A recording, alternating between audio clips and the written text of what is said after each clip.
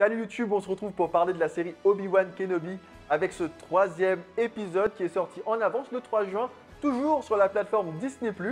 D'ailleurs, si vous avez manqué mes impressions sur les deux premiers épisodes, pas de problème. Vous pouvez retrouver ça en lien dans la description ou bien ici. Alors que cette troisième partie commence par l'entretien entre Dark Vador et l'inquisitrice qu'il avait chargée de retrouver Obi-Wan. Il la met en garde en cas d'échec, ce qui va la motiver encore plus pour retrouver le célèbre Jedi. Elle retrouve les autres inquisiteurs à qui elle va ordonner d'envoyer des droïdes sondes, notamment sur la planète où elle a retrouvé la trace d'Obi-Wan et donc de Leia. Et on retrouve nos deux fugitifs sur cette planète, une planète minière donc, où nos deux jeunes fugitifs vont essayer de retrouver l'intermédiaire qui leur permettra de quitter cette planète et de retrouver Alderaan et donc le père de Leia. Et vous vous en doutez, ça ne va pas se passer comme prévu, le fameux intermédiaire ne sera pas au point de rendez-vous.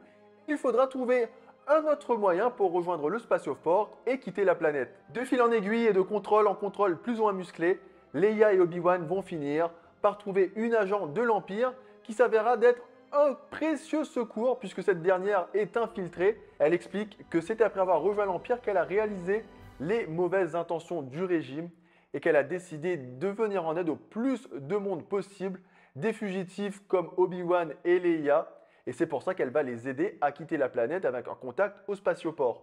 Mais Obi-Wan et Leia se sont déjà fait repérer par un de ses contrôles précédents et l'Empire sait où il se trouve. D'ailleurs, c'est Dark Vador en personne qui débarque sur la planète dans une scène incroyable où le seigneur Sith dévale l'allée principale du village et fait preuve d'une cruauté extrême. J'ai jamais vu Dark Vador faire preuve d'autant de méchanceté avec des passants, des villageois qui sont dans les rues devant leurs portes, etc. Et il les étrangle par la force, ce qui m'a jamais interpellé auparavant. On a toujours vu Dark Vador cruel, mais avec ses subalternes, avec des membres de l'armée impériale, ou alors avec des membres de la résistance, mais là avec des villageois, des civils donc qui n'ont rien demandé. On le retrouve à étrangler des ouvriers, des villageois, des innocents. Et moi, je ne l'avais jamais vu. Ce qui montre bien la cruauté et peut-être la haine qui ronge Dark Vador à ce moment-là. Et la haine, c'est ce qui l'anime et qui le pousse à retrouver Obi-Wan, car il ne tardera pas à retrouver son ancien maître et Anakin Skywalker a totalement disparu. On est réellement en présence de Dark Vador. Il est là pour se venger et il le fait savoir. Je ne m'attendais pas du tout à une confrontation entre Obi-Wan Kenobi et Dark Vador dès le troisième épisode, mais je ne vais pas m'en plaindre. Le combat était attendu dès la confrontation. Je me dis, attends, ils vont se battre, ils vont pas se battre, ils vont vraiment se battre dès l'épisode 3. Et ils se sont vraiment battus. Et même si sur le papier, ce combat a tout pour être alléchant, la confrontation à l'écran m'a un peu déçu. Je trouvais que ça manquait de grandiose. La mise en scène manquait de dynamisme et de peps. J'ai aimé les voir se battre, mais je m'attendais quand même à mieux. Et notre agent double de l'Empire va faire demi-tour et va laisser Leia se débrouiller seule pour trouver le spatioport et revenir sur ses pas pour aider Obi-Wan.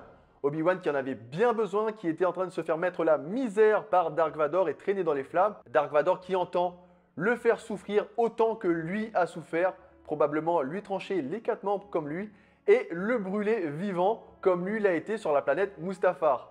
Elle arrive donc juste à temps pour sauver Obi-Wan in extremis avec le droïde porteur qui va emporter son corps loin de l'Empire et de Dark Vador. Un Dark Vador qui fait le même constat que moi, Obi-Wan est devenu faible. C'était la première fois qu'on le revoyait avec un sabre laser et il faut dire que les années n'ont pas été tendres avec notre cher Jedi.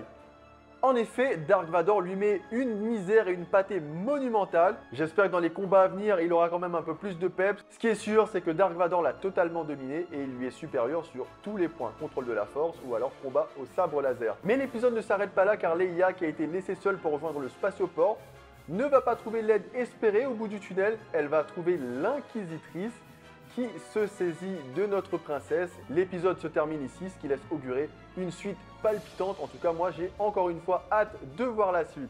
Quelques petits bémols. Je repense à une scène où Obi-Wan se trompe et appelle Leia par son prénom alors qu'il partage un transport avec une patrouille de l'Empire. Ils arrivent à rattraper le coup, mais j'ai trouvé ça indigne d'un Jedi. Alors d'accord, les années n'ont pas été tendres avec lui. Il a perdu un peu de sa puissance en termes de combat.